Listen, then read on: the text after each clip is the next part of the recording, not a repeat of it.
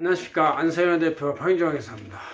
오늘 268강은 2019년 근로소득 연말정산의 핵심 중요 사항을 안내하는 것인데, 이것은 우리 안세정저널 2020년 2월 5일자의 전 내용입니다. 64페이지 정도 들어가 있는데, 부처청에서 낸 내용을 해서 이제 편집을 한 것이 실제는 더 많습니다. 그래서 여기 목차 이렇게 잘 나와 있고, 목차 중심으로 제가 잘 설명하고 있습니다. 이렇게 해서 쭉 한번 보시고 윤곽을 보시면 강의 듣지 않고도 전체 윤곽을 알 수가 있습니다. 사실 그 상반기 우리 회계법인의 상반기 1년 1월부터 6월까지는 정말 하루도 실세가 없을 정도로 눈꽃 뜨듯이 바쁩니다. 1월까지는 이제 1월 15일 부가세 했죠.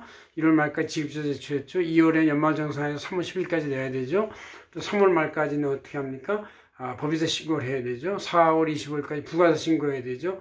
5월까지 종합소득세 신고해야 되죠. 6월까지 손실신고자 해야 되죠. 7월 20일 부가세 신고해야 되니까 이제 상반기 6개월은 거의 정말 몸이 10개라도 번티기 어려운 시절인데, 그건 뭐 회계사든 이건 사무직원이건 다 똑같이 고통스러운 시점입니다. 그러나 성실한 납세 대리를 위해서 열심히 하고 있는 저희 안세금 직원들을 보면 제가 참 마음이 애절함을 느끼고 있습니다. 자, 그런데 조금이라도 도와주기 위해서 전체 윤곽을 한번 강의해 보려고 합니다. 첫째, 그럼 근로소득이란 무엇이냐? 종속적 근로계약자 받는 것이다. 우리가 일종 월급쟁이라고 하는 월급소득자들이네, 직장인이죠.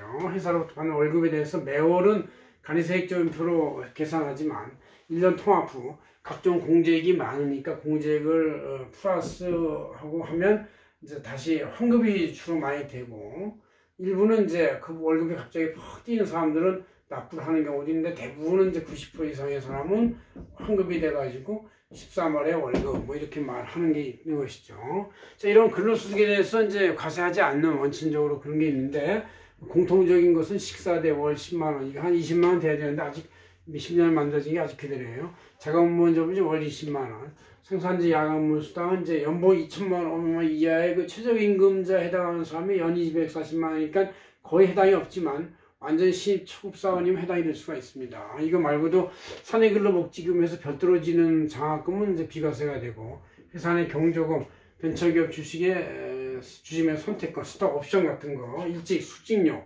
회사 내 구성원 분의 식당의 운영비는 이게 월 13이 10만원 추가된다 하더라도 전액 인정이 되고 있습니다.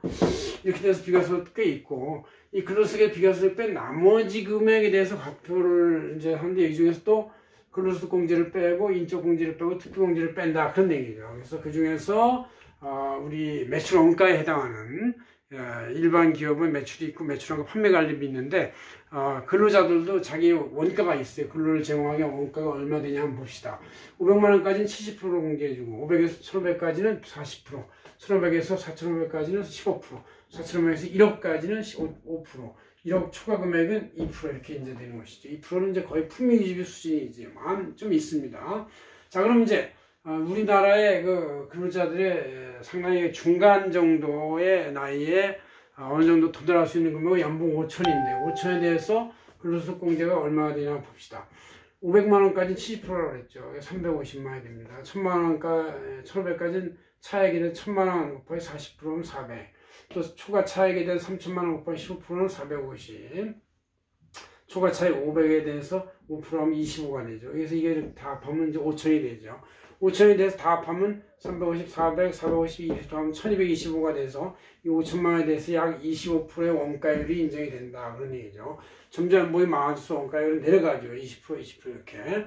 그나마 5천만원 정도 되는 사람은 25%. 더 적으면 이제 좀 더 올라가겠지만, 이게 근로소득 공제고, 그다음 인적 공제는 그 근로자들하고 같이 사는 사람에 대한 공제입니다. 그래서 본인 공제 150만원 추가 공제가 있는데, 본인이 70세 이상이면 100만원 추가해주고, 장애인이 집에 있으면 200만원 추가해주고, 여성이면 이제 딱 한 가지 여성 우대 공제가 있어요. 50만원. 왜냐하면 여성이 이제 직장을 나가려면 집안일을 누구한테 맡게 되기 때문에 한 달에 50만원 들어가는데 연 50만원밖에 안 되니까 되게 작은 것이죠. 배우자 없는 근로자로서 누가 부양 가지고 있으면 100만원 추가 공제해주고, 이런 이제 인적공제 말고 이제 특별공제라는 게 있어요. 특별공제. 그래서 급여에 부과되는 보험료 약 8%의 전액. 이건 이제 회사 부담분이 있고 본인 부담분이, 회사 부담은 말고 본인 부담은 다 전액 공제해 주는 게, 왜냐면 손을 댈 수가 없는 돈이니까. 주택마련저축 등 연 300만 원까지, 배년금 부증 70만 원, 신용카드 등 연봉 25% 초과액에 15% 뭐 이러니까 이게 2단 협착으로 내려가니까 얼마 안 돼요. 그러나 조금이라도 되긴 되니까 많이들 열심히 쓰고 있어가지고 우리나라는 거의 그 플라스틱 머니, 신용카드의 대국이죠. 칩카드나 이런 것들.